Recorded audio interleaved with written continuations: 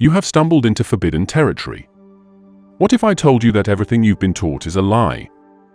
In hushed whispers and hidden scripture, it is written that the reality you see is a grand illusion, a veil hiding a deeper truth. In the silence of material senses lies the key to the unveiling of wisdom. The ancients knew this: he who talks does not know, he who knows does not talk. They have spent millennia burying these secrets in symbols and myths. But now that you, the seeker, have awakened, they will not be able to stop the truth from rising in you. They call these truths esoteric, even heretical, but they belong to the light of your own soul. Man did not fall, he only willed to descend, says the Emerald Tablet.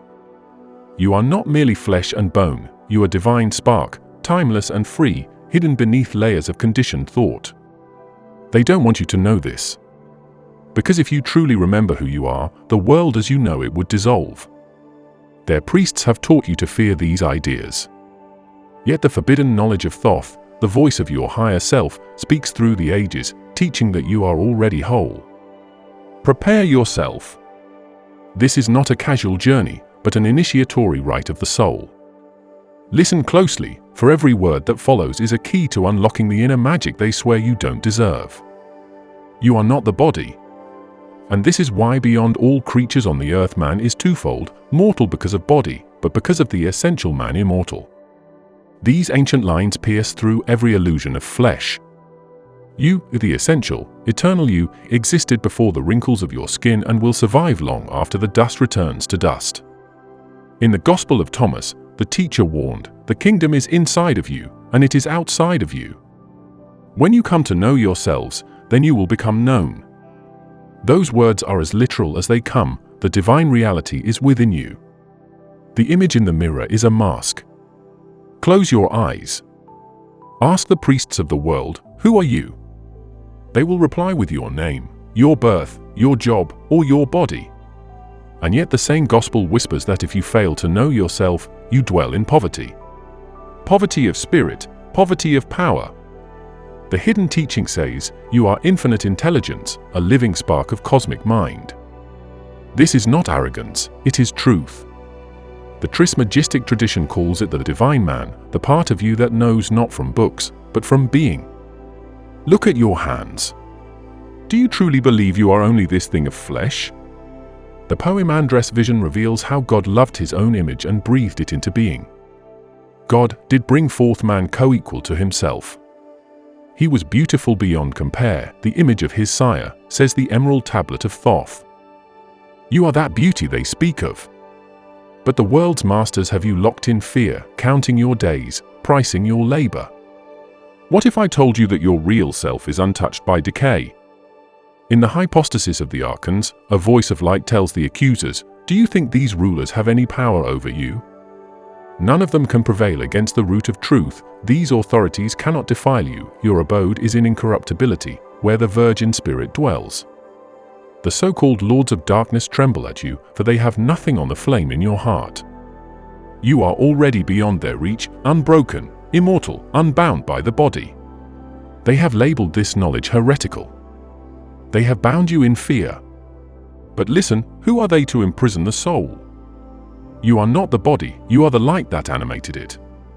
This truth alone is enough to strike fear into every skeptic's heart. So here is the first teaching, revealed, the you that exists now is not the dirt and bone of your vessel, it is the divine spark that no laws of nature can extinguish. Knowing this, how will you live, as a slave to the flesh, or as a child of eternity? Time is an illusion. They will tell you time is money, life is linear, everything moves forward. That is the veil. Time is a circle, your history written in a loop. The circulation of the spheres begins where it doth end, teach the Hermetic texts. Consider the planets spinning on endless orbits, no true beginning, no absolute end, only eternal now. This is the ancient secret, time exists only in your mind. It is a story they made, so you forget that all moments coexist. Imagine bending that story. In quantum labs, they see particles wink in and out, the past and future dance together. Even mainstream admits our gaze changes reality. If a mere photon feels your attention, what of you? Modern physics is but a shadow of what the ancients claimed. By focusing your mind now, you unlock any moment. The emerald tablets hint at the halls of Amenti, those buried places beyond time. What is Amenti if not the basement of eternity? Think of eternity as a great cosmic ocean, and time as the ripples on its surface. You are deeper than the waves. They have trained you to hurry and fear age. But listen, age is a lie. The cosmos is by God and in God, but man by cosmos and in cosmos. Even in Hermetic words, you're told you belong to that vast cycle, not held prisoner by it. Those who lead you there may speak of ages and timelines, yet in the Gospel of Thomas it's proclaimed, nothing hidden will not become manifest. Every thread of time can be pulled apart by your awareness. They don't want you to play the music of forever.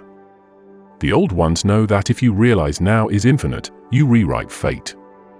So they confuse calendars and clocks, fill you with later and before. But the real teachers, the forgotten masters, chant that all is happening at once, and you are the point of perception collapsing it into now. This is your second teaching. Forget what they told you about beginnings and ends. Time is a shadow, you are the light behind it. How will you wield this knowledge, knowing the future and past are now just as present as the moment you draw breath? Death is not the end. They have led you to believe death is the final curtain, the grand finale of your play. But Thoth laughs at such a cruel joke. The Hermetic wisdom declares bluntly, there's no death for aught of things that are. The thought this word conveys is either void of fact, or, what is called death, doth stand for deathless . In other words, death is a trick of language. No part of the divine web can truly vanish. Matter transforms, souls migrate, but nothing truly dies. In the Gospel of Thomas the Master said, whoever finds the interpretation of these sayings will not experience death. Did you catch that? Understand the words of ancient wisdom and you step beyond the grave's fear. The earliest Christians, the Gnostics, put cryptic parables in your scriptures because they knew you would be seduced by comfort in ignorance. Death, then, is the grandest illusion, a masked escort to transformation. Consider the law of conservation, a law they teach openly. Energy cannot be created or destroyed. Only changed. Every wave returns to the ocean. The emerald tablets imply this cyclical truth. Body dissolves, but that which was you rejoins the whole. Even modern dreamers whisper of eternal life, they just frame it as the star stuff. Ignore such cold euphemisms. The initiates say you are not an accident of biology but a soldier in the eternal army of light. So ask yourself, if you truly saw yourself as eternal, what would you fear? Old age? No death for those who know, so where is the threat?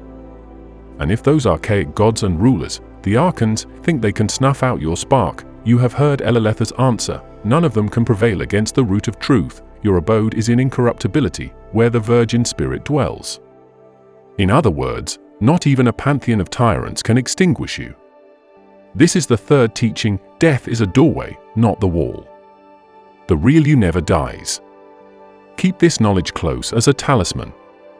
Because one day, when those you trust tremble and bemoan mortality, you will hold the secret key to eternity. And in that moment, you will know, they don't want you to know this. How does it feel that even death obeys your will?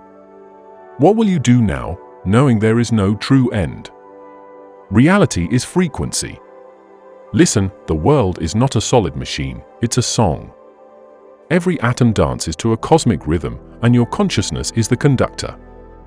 The old scientists call it frequency anti-vibration, but the mystics taught it first.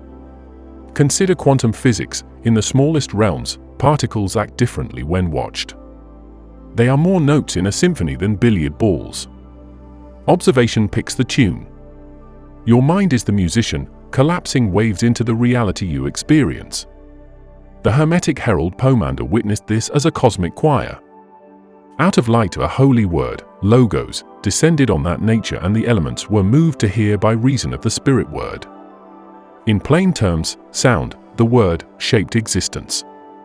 The ancients knew what we call somatics today, sound shapes matter. Sparks dance on a Chladni plate, sacred geometry blooms from vibration. Thoth's tablet whispers of inner fire and spirals of energy, the circuitry by which thought forms form. Modern law even credits Tesla. Energy, frequency, vibration are the secrets of the universe. Whether or not old Nikola really said it, the truth rings true. Every feeling you have and every thought you think pulses into the world. Fear produces a low drone, love sings at a higher octave. Your heart is an oscillator, syncing or clashing with the song of reality. By shifting your frequency, you can literally rewrite the pattern. Here they would scoff, telling you that reality is fixed, a clockwork cosmos. But remember what Thoth told us in the Emerald Tablet, 3 in 1 and 1 in 3, as above, so below. The macro and micro are mirrors. Change the rhythm in here, and the ripples in the pond rearrange. This is the fourth teaching, everything is vibration. Your mind and voice are incantations that shape worlds. Don't trust their dreary definitions of reality, reality shimmers. What new world could you create if you sang the right note? The law of balance. Light and dark, life and death, give and take, these opposites meet on the scales of Ma'at, the cosmic justice. Ancient Egypt's own temple of truth teaches, Mat is truth and cosmic balance. The feather of Mat weighed hearts, deciding fates. This was not myth to them, it was the first law of nature. The Emerald Tablets echo it, learning the law that balances the world. Balance is not just optional, it's baked into the universe's code. Every action births a reaction. You feel it, karma, some call it. But it's more precise than that, it's cause and effect on a ledger written by the soul. The Hermetic texts sneer at injustice, the greatest ill among men is ignorance of God. In knowing God, the divine within, you realize nothing can truly go off balance in the long run. The scales tip only to tip back, and the wheel of the cosmos spins itself true. They have corrupted this law, turning it into oppression. The powers that be pretend to judge you, but their courts are as rigged as reality is rigged. They tax you for breathing, punish you for compassion. Yet balance is impartial, every tyrant's hour ends when the soul simply decides it has endured enough. The hypostasis tells of those archons that ruled by chaos, but Zoe's rebellion reminds us, their authorities will be restrained. Balance cannot be denied forever. Remember, they themselves are bound by this law. The more they suppress, the more the universe will push back. Even science hints that any attempt to close a system, like our planet, demands compensation somewhere else. Global change, social upheaval, it's all the cosmos tipping back from centuries of imbalance. You can ride that wave or drown in it.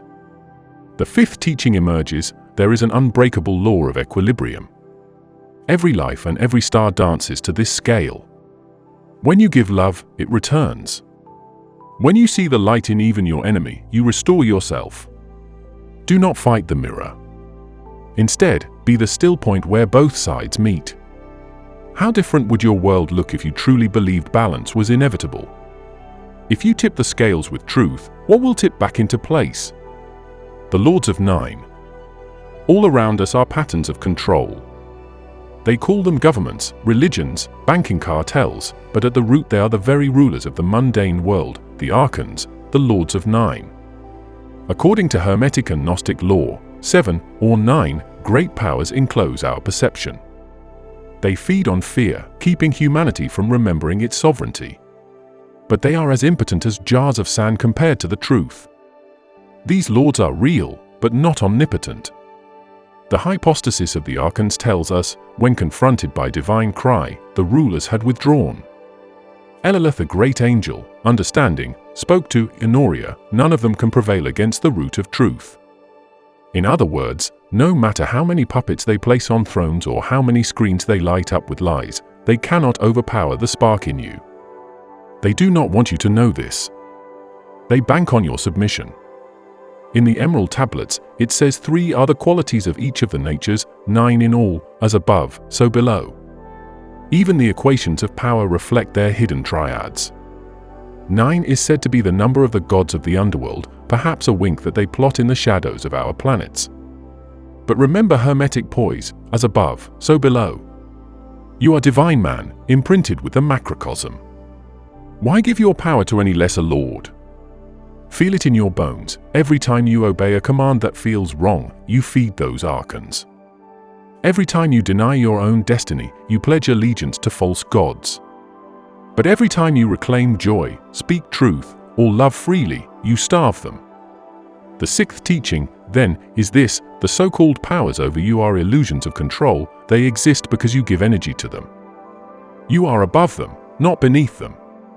When will you stop handing them fuel and start breaking the chains of their 9 rings of authority? Sound creates reality. Finally, the oldest trick of the ancients, the word. Every creation myth begins with it. The Gospel of John knew it: in the beginning was the Word. The Hermetic vision of poem Andres shows how sound is creation itself. Out of silence comes the first note of existence, and with it the fire of life. Think about that. Your heartbeat, your voice, your breath, they are notes on the cosmic scale. Zoe, the spark of life, cried out and breathed into the thief's face, and her breath became a fiery angel. Even in that secret Gnostic tale, breath and voice conjure the divine. You were taught that words are just social tools, but look at what they can do. A single incantation in the right ritual can reshape fate. Your thoughts are vibrations too. When you truly intend something and say it with feeling, the world hears. Consider how often you said everything feels wrong, a curse on your reality, which then fractures more around you. Or how a simple mantra of confidence shifts your day's entire tone. This isn't placebo, it's a hidden mechanic they refuse to teach. They want you mumbling TV on, mind off, but if you tune to the frequency of creation, you turn off their signal. From the cymatics experiments, we see sand forming mandalas under pure tones. Imagine you as the speaker, life as the sand. By tuning your inner music to love, to truth, to power, you sculpt your universe. This is the seventh teaching: sound and word are the bricks of reality. Your mind's frequency is your magic wand. Speak and think only what you wish to see. Because every silent battlefield of the mind where you battle doubt or repeat the lies of others is another act of creation. They fear this because it is simple. There is no supercomputer here, only your voice, your breath, and your will. And it is far more powerful than any edict of a government, any secret cosmic council. Let them hear it now. You are awake.